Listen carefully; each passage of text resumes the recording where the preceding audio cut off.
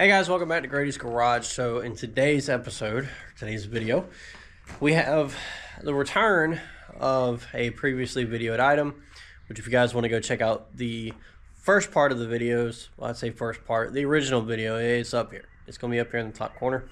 You guys can click on that card and go watch the video that I did on this mower. But we're bringing back the $1,500 Exmark 60-inch cut mower.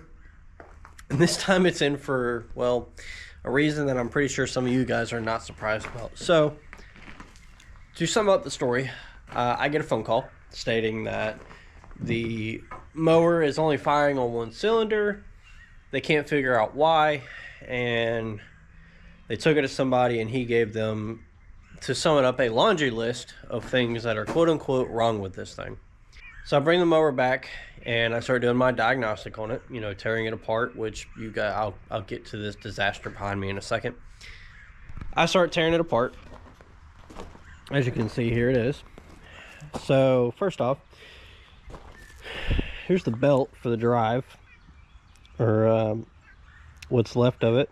As you can see, it's pretty eaten up, just dry rotted. It still worked, surprisingly enough, but nevertheless, I don't know what my screen just did. So anyway, started tearing the motor apart. You know, I got all these brackets off and whatnot.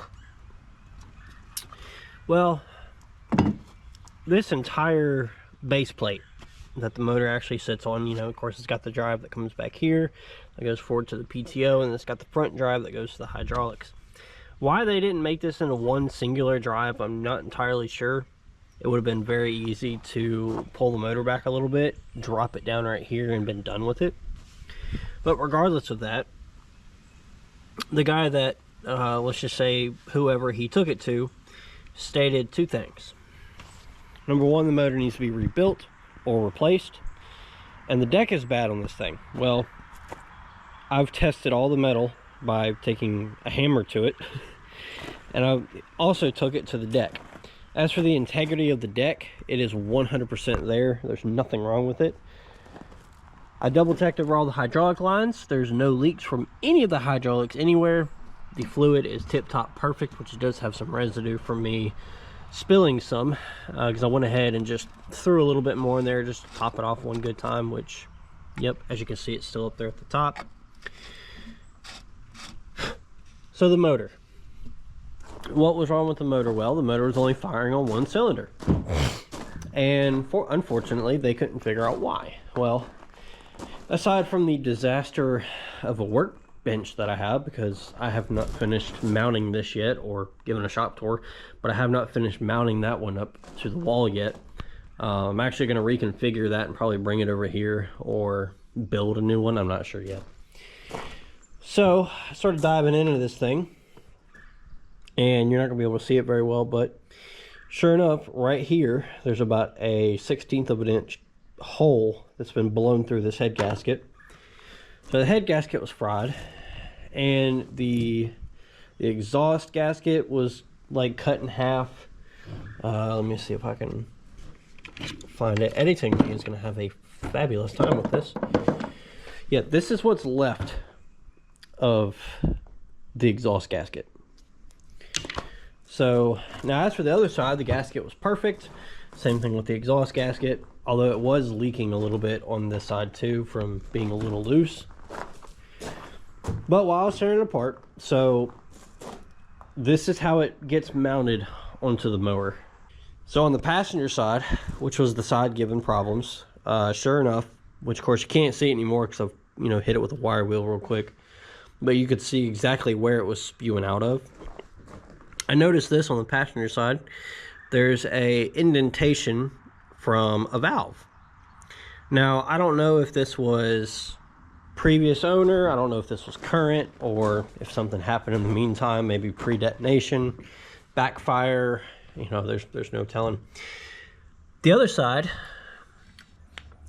there's a mark, which I don't think you're gonna be able to see it on the camera, but there's a hairline mark right here on this piston, which leads me to believe one of two things with this side. Number one, this side was fully running.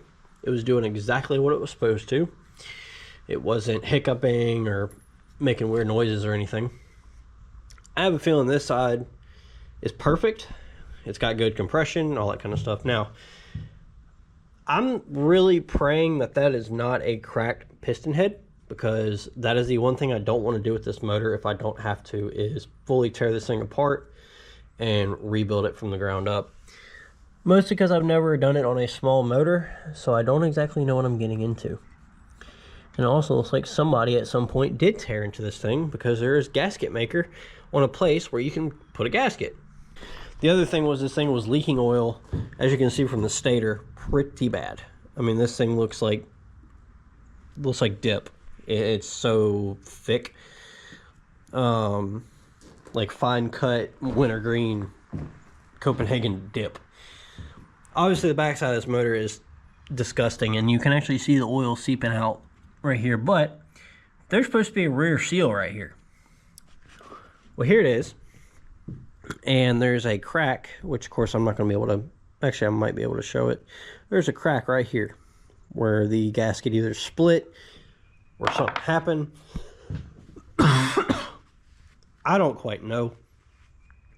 So that was leaking behind the flywheel and everything else behind there. So that was leaking, causing the oil leak, which it wasn't a terrible oil leak, but it wasn't a great oil leak either. It was leaking pretty decently, whatever. Now, so as I'm disassembling it, there's a part that he failed to mention. He said that these were perfectly good to go.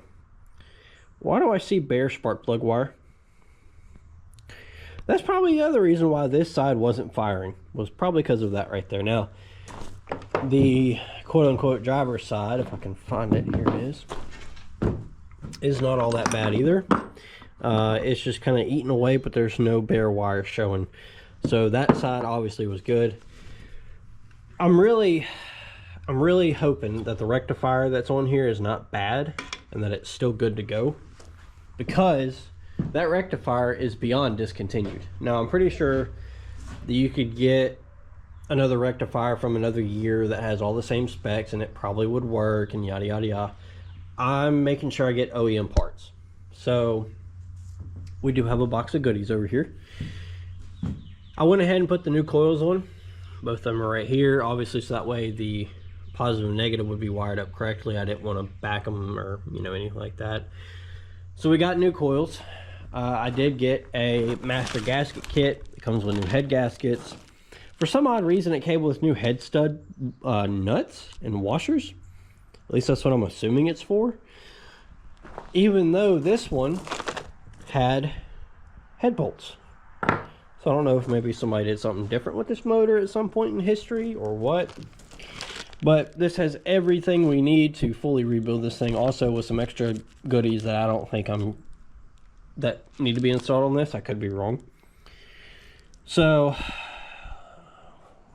what we're going to do, so aside from this, we've also got if I can put it down, we got a brand new drive belt for the hydraulics. I don't knock everything over in the meantime. Which, if I haven't stated it by now, I've got some sinus crap going on, drainage, and it's not very nice to me right now. So bear with me. But the other thing we have, which was probably the most expensive part of this whole thing, was a new clutch for the PTO drive. So the guy that he took it to failed to mention this, but on the pulley side, which is where it transfers to, there's a deep, very, very deep groove all the way around. Same basically opposite on this side. This is your drive side, which I need to figure out where that goes again. And it was quite eaten up. So that would explain when I got it back, I would turn the PTO on and it would barely spin over. Or actually, it wouldn't even spin at all. Now, the other thing we need to do is underneath the deck, the belt that goes up under here came off as well. So we need to throw that back on. The one side tensioner on the belly deck, I need to fix it because it's loose and it's causing it to consistently throw the belt off. From what I was told, you'd hit one good bump and it would just come clean off. So we're gonna fix that too, but we have everything to fix everything. We have everything to fix everything. I really don't feel good. But we have everything we need to fix this thing up, get it running again. So what we're gonna do is, obviously I did not record the breakdown video. So instead we're gonna throw together the video, or whatever you want to call it. So I need to take this engine cover, get it pressure washed, get it cleaned up. I also need to take this stator. I need to clean the stator up. I'm debating on whether or not I go ahead and hit the back of this motor while I'm at it. I think I'm going to leave it, because until I do a full rebuild where I'm taking the pistons out, checking the crank, checking the camshaft, checking the timing gears, I don't think I'm going to worry about it. So, yeah, we need to clean the stator, get it cleaned up, clean up some of these other brackets that came off. We need to clean that cover. We also need to clean, forget where this goes, but I'll figure it out soon enough. But it needs to be cleaned. And then we need to come over here and pressure wash the deck again and get all this gunk off, as well as come up in here and spray all this out and get rid of, you know, all of that clumped up mess from, you know, grass dust, or dust period, grass clippings, and oil. We need to get all that cleaned up. That way we can get this mower back clean. It'll reduce the risk of a fire hazard later down the road. So what I'm gonna do is I'm gonna get set up. I'm gonna get everything cleaned up. I'm not gonna do that on video, obviously, but I'm gonna get y'all set up on the little rink-a-dink gantry that I have, and we're gonna rebuild this motor back all the way from the ground. We're gonna put that new rear main seal in. The front main seal is good. It's got no cracks, no stress marks, obviously no oil seepage either, so I'm not gonna worry about it too much. Obviously I'll have it for later on if I go to do a full rebuild, but I'm gonna get y'all set up, and we're gonna do a little time lapse of us getting this thing back together. Then we're gonna do a first test fire to make sure this thing's backed up to where it's supposed to be. We may have to bleed the gas lines to get gas back up, because I believe it is a siphon style pump, or an air driven pump, which I'm not really a big fan of, but you know, it is what it is. I can't really stick a fuel pump on this thing. It is carbureted, which we'll go ahead and clean the bowls on the carburetor while we're at it, just because we'll already be here. But yeah, other than that, we're gonna throw it back together, get it back running, and then we will worry about cosmetics. Also, we will be doing a blade sharpen, and then we'll go test it out, see how she runs, make sure she's firing on both cylinders, and we'll go from there. So until I see you guys in the next clip.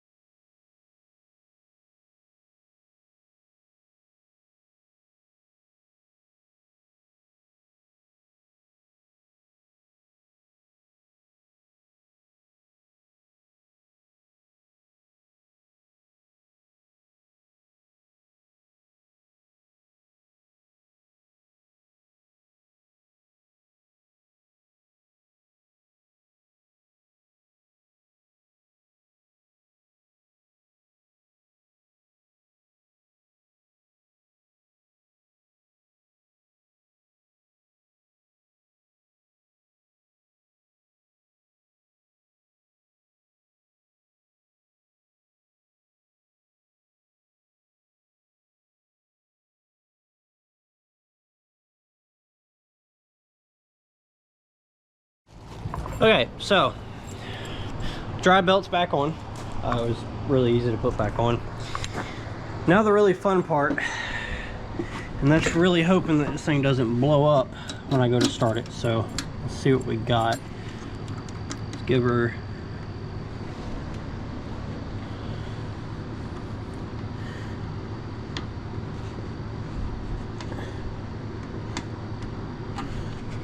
Give her some choke.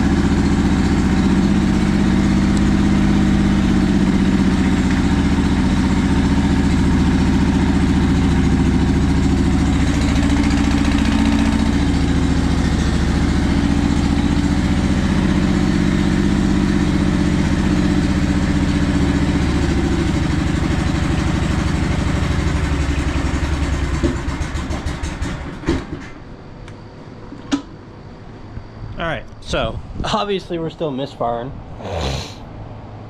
So let me take spark plugs out and clean those up, and then we'll try again. Alright guys, so welcome back. Obviously it's, you know, now daytime instead of nighttime. Some things happen with the mower. First off, she does run. And she made it to here before I shut it off because I kept hearing a very odd noise that I could not figure out for the life of me. Well, ignore the oil on top. That was for me taking this valve cover off. When I took this valve cover off initially, I was thinking, okay, you know, everything should be fine. You know, it's just making a weird noise. Maybe something needs to be readjusted.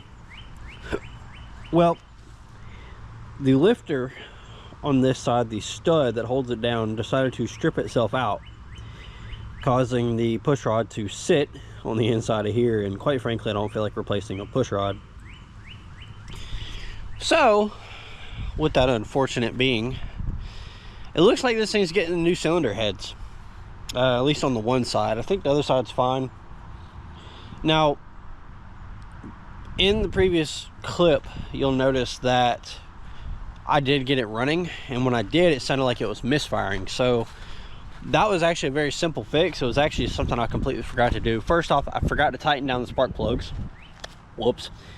I just like hand tightened them back in when I was doing the leak down test. But the other thing was, I forgot to take the spark plugs out and clean them out. They had debris and dirt from me cleaning the cylinder head with them installed. So once I took them out, I put the spark plug up again. Funny enough, it was the side that was running that quit firing. So ironically, it was this side that was not firing. That side was firing perfect. So I took spark plug out, put it up here because I know this is a direct mount to the motor, and cleaned the spark plug out. I put it right here, spun the motor over, and I got spark. So threw it back in there, and I mean, like that, it fired right off. I do need to readjust the throttle cable.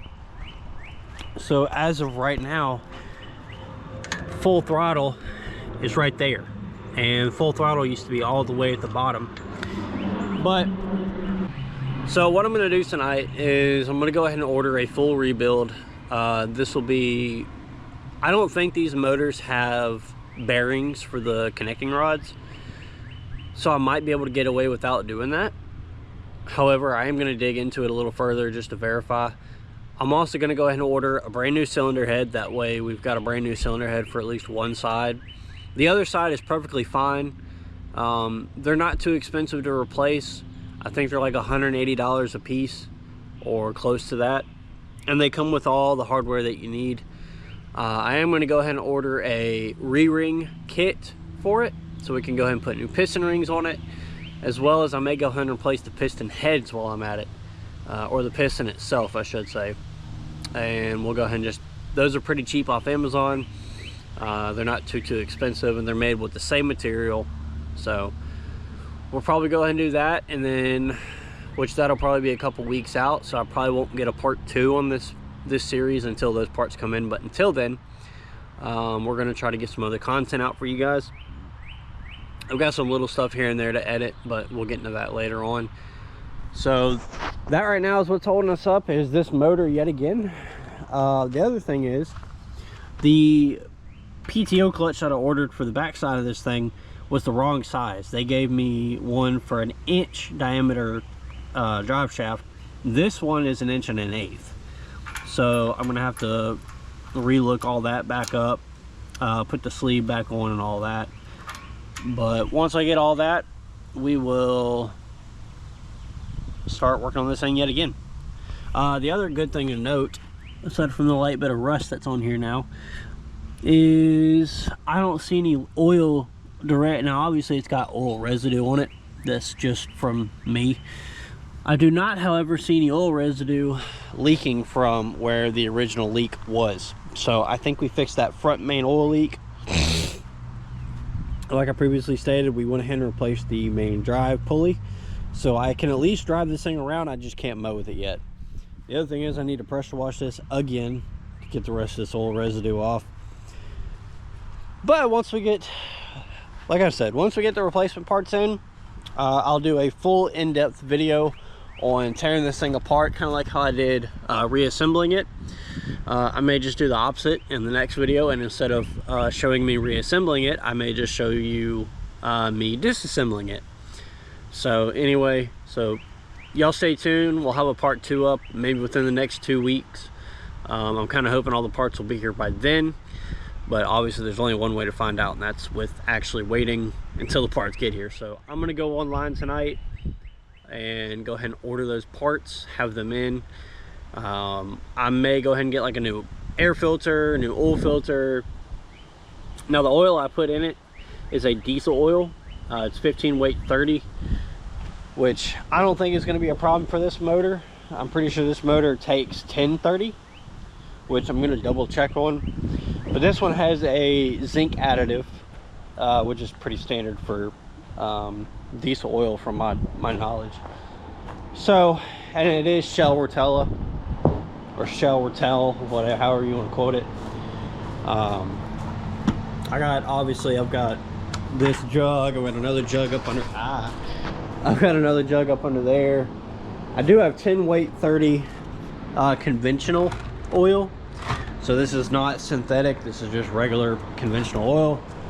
I could technically run that if I wanted to. However, I'm more comfortable running this stuff because it has the zinc additive in it already, which helps some of the parts. Now, I know the lifters are cast iron or cast steel, whatever they are, same thing with the camshaft and all that, and I've been told the zinc will actually help that out. So I may run it for a while, see how the motor holds up to it, you know, check for flakes, and we may just run that for now. The other thing I need to look up is to see if there's a washer or anything of that sort between the lifter and the stud. I'm thinking maybe my stud is too far down and it's not lifting correctly because of that. I could be wrong on that completely, but I will do my research and find out. So until then, I will catch you guys in the part 2. Unfortunately, I was kind of hoping to have this thing running today, but no big deal. We'll get it pulled back in the shop. We'll get the motor pulled back off, which luckily I know how to do all that now, and it's pretty simple of a process. And hopefully we'll get this thing back up and running, because I've got plans for this thing. More or less because I definitely plan on keeping this instead of getting rid of it or, you know, selling it off, which if I can get, you know, above 2.5 out of this thing once I fix it all the way up, I'd like to. But if I can't, I'll keep it. We'll go ahead and take these protective deck plates off. We'll straighten them back out. We'll sand them down, probably repaint them. If I remember correctly, it's this guy. Yep, I need to fix that, get it straightened back out. This one's good to go. Obviously these spindles are good. This back idler is good. I'm gonna have to put this back on, which is an absolute pain, but we'll get all those straightened back out. We'll probably do a nice fresh coat of paint on this thing if I'm feeling up to it. May remove all the warning labels because let's be real, we're men. I may also look into painting the gas tanks to get rid of this gray, because I'm not a big fan of the gray. We may go black or something like that, make this thing look nice. And then we may add maybe a headache rack or some little LED pods on it or something. I don't know yet. I've got lots of things I could do to this thing.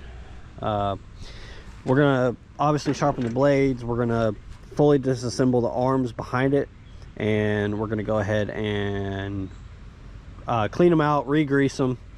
That way this thing will be 100 times easier to lift up, because I can promise you, even with these helper springs, it is an absolute pain to try to lift up by yourself.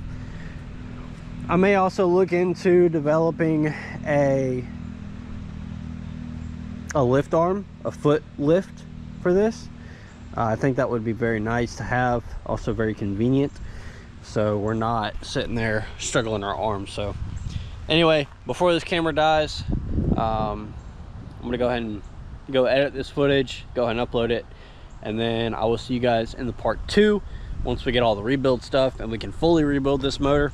We do have all the gaskets already, so we don't have to worry about that. But until then, I will catch you guys in the next episode.